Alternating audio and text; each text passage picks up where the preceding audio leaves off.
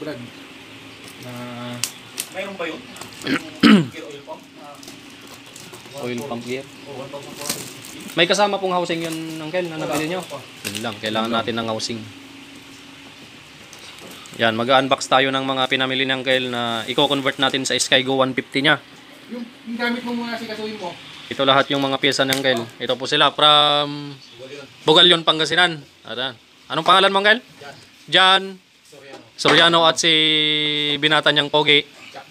Ha? Chuck. Ayun, si Boss Chuck. Yan. Ito po yung mga pyesa ng Uncle.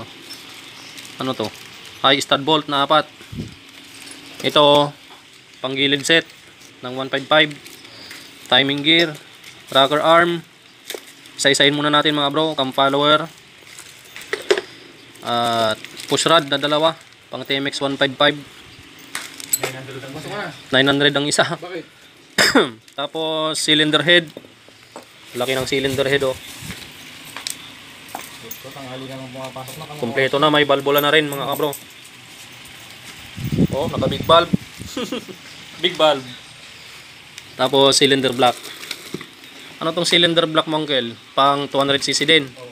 Ayun, 198. Ayun oh. 198 centimeter ba yan? Yun, pang 200cc din.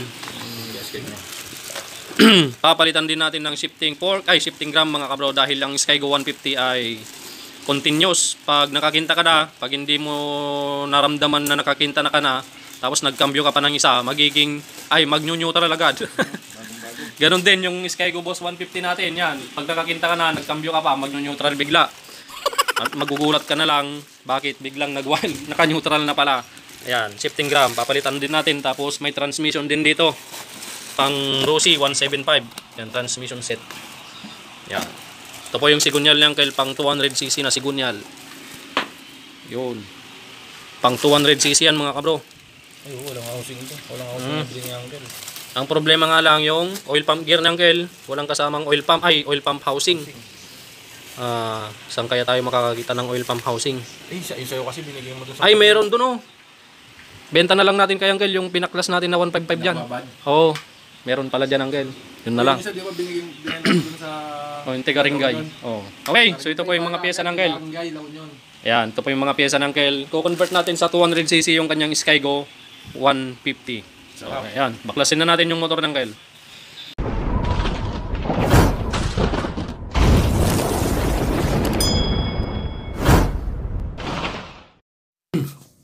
Okay mga kabro, so parang medyo mayroon tayong konting problema dito sa sigunyal ng 200cc na SSX 200cc na pang Rossi.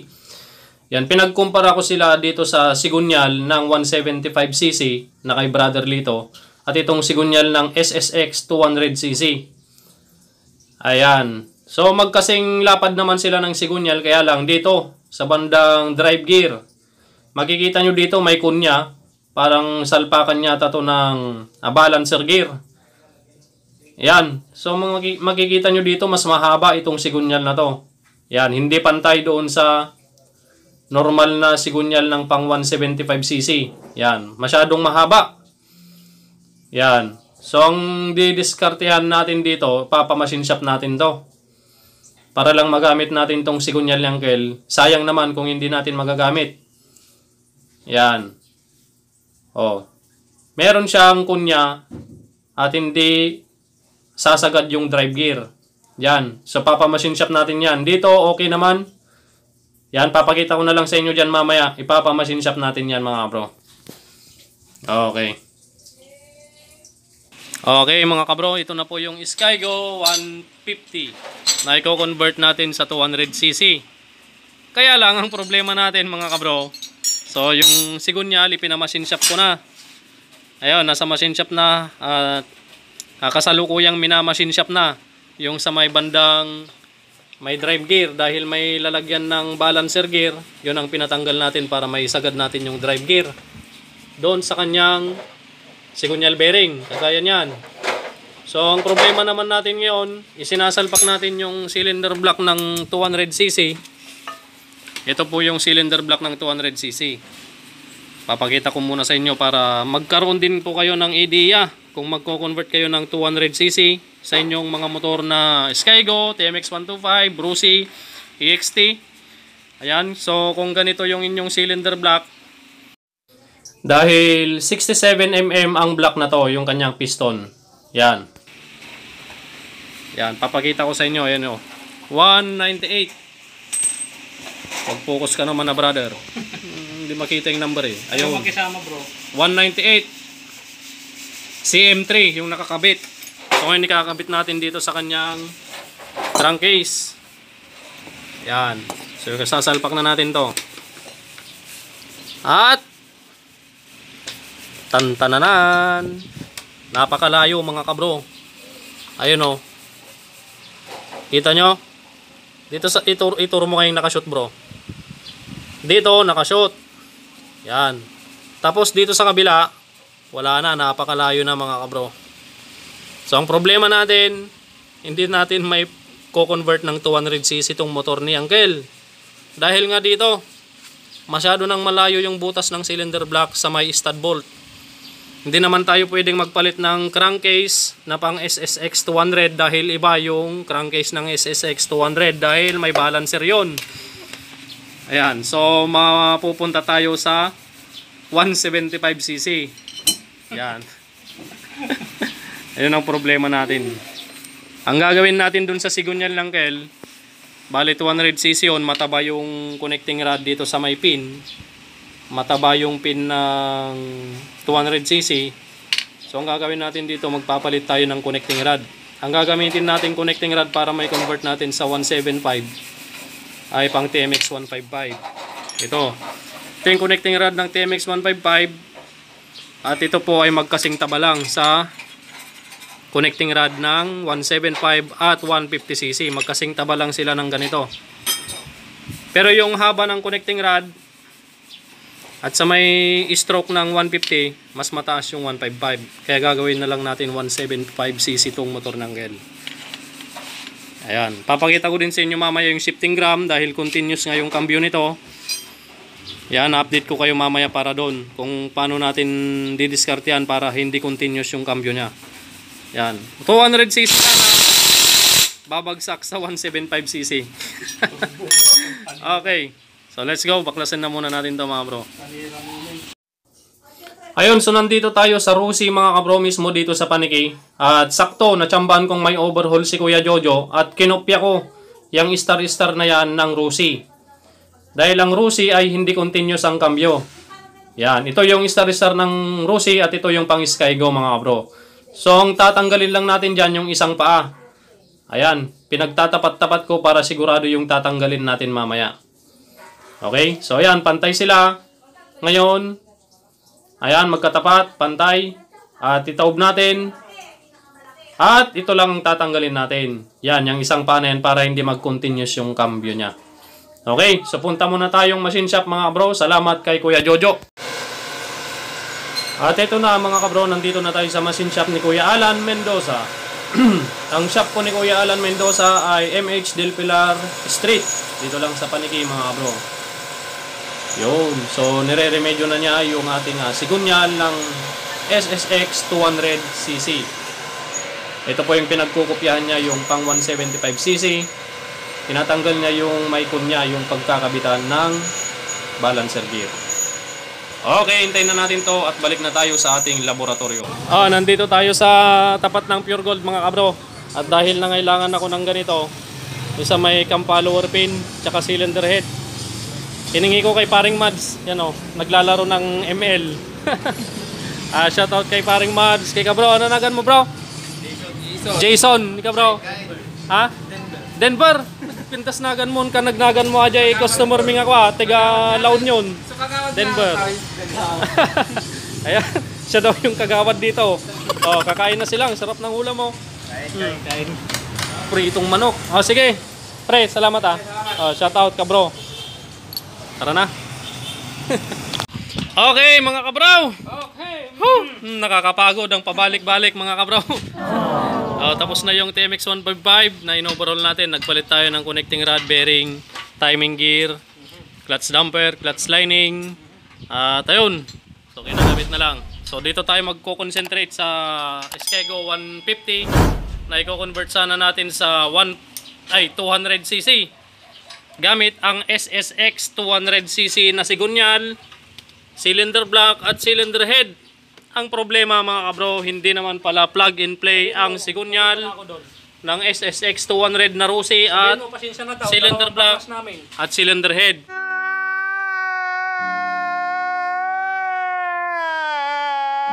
Hindi siya plug and play mga bro, inuulit ko, hindi plug and play.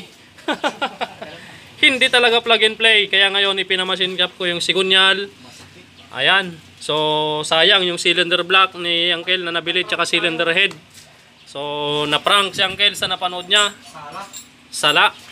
Yan. So hindi magkatugma yung apat na butas sa may stud bolt. Kaya ayaw pumasok ng cylinder block sa mismong stud bolt.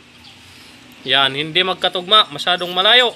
Kaya hindi plug and play ang SSX 200 na cylinder block at sigunyal at cylinder head.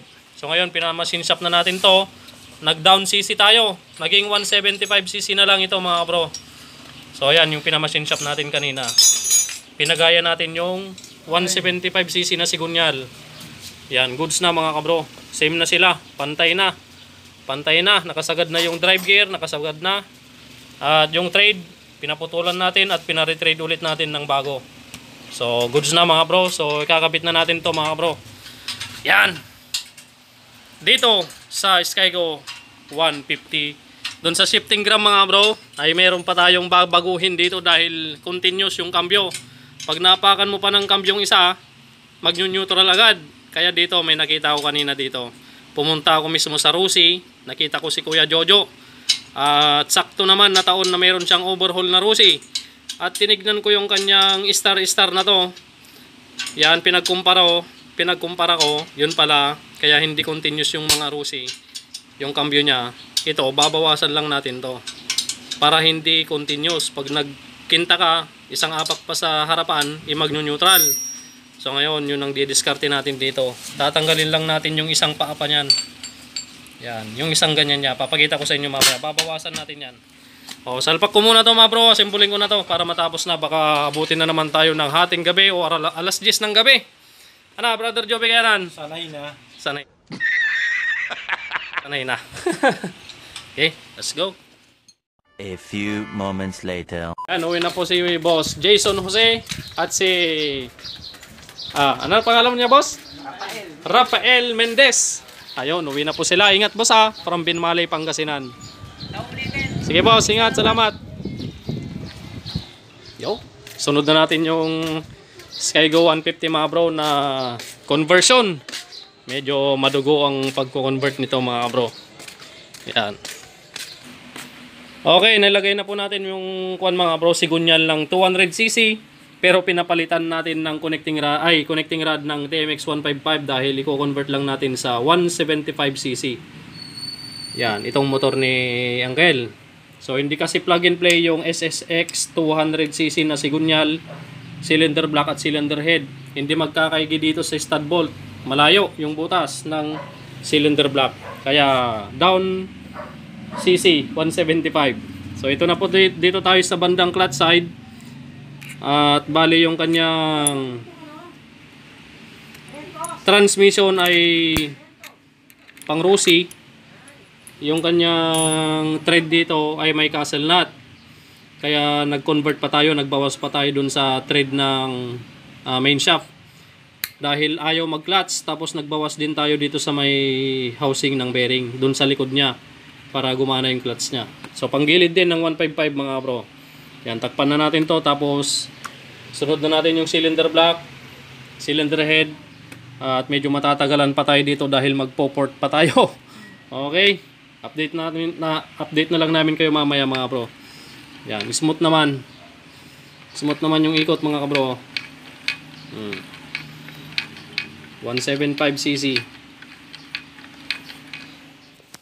One eternity later. Alright mga kabro, time check. Anong oras na? Na 9 PM na. So ito na po yung Skego 150 na kinonvert natin sa 175cc. Yan. Cylinder block 175cc. At dahil hindi po pwedeng isalpak yung SSX 200cc na block at cylinder head, hindi po siya plug and play mga kabro.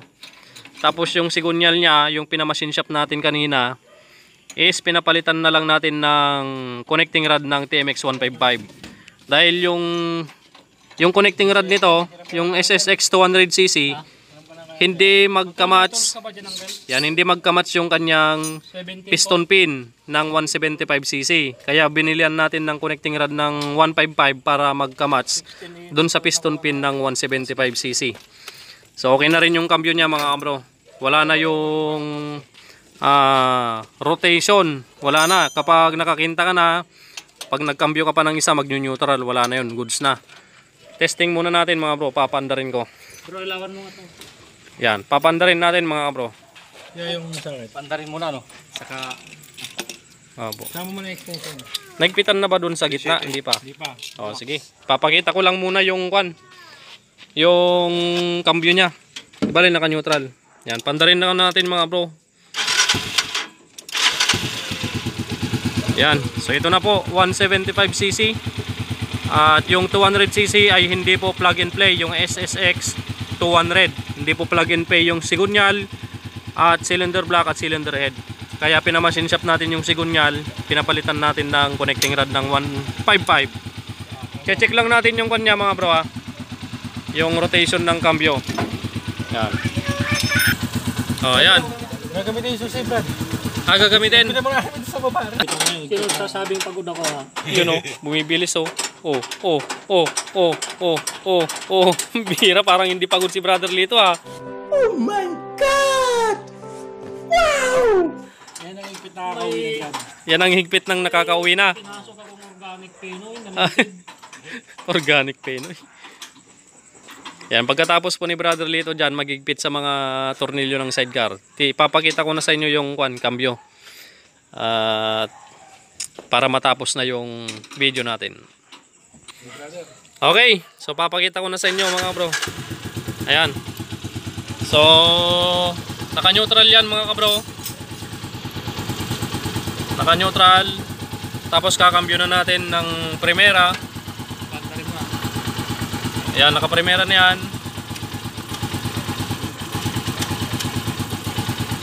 Uy, namatay. I-video mo nga bro. Video mo. Takong magdadrive.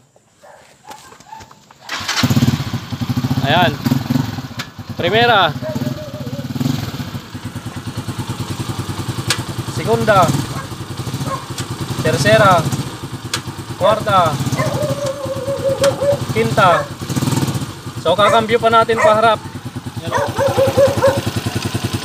Wala na, hindi na nag-neutral. So magbabawas na si Uncle. Puro patalikod na. Yan. Okay na po. Hindi na magugulat yung mga angkas ni Uncle. Hindi na magugulat pag nagkinta siya. Nagkambyo pa ng isa. Biglang mag-neutral, magwa-wild. So okay na. Uncle, ingat po sa pag-uwi. Ayan po si Uncle, hindi ko na banggit yung pangalan niya. Ano pong pangalan niyo ulit? Jan Soriano. Ayan po si Uncle Jan Soriano. At yung kanya pong pamangkin niyo po, Uncle? Pamangkin po ni Uncle Jan. Ito po, si Boss, maraming salamat sa paghihintay maghapon. Ayan, maraming salamat po at makakauwi na po sila ng Gabaldon, Bugalyon. Bugalyon, Pangasinan. Ingat po, Uncle. Maraming salamat po. Skygo 150 convert sa 175cc. Yan, maraming salamat sa inyong panonood mga bro. Pagpalain ka ng Panginoon. Salamat.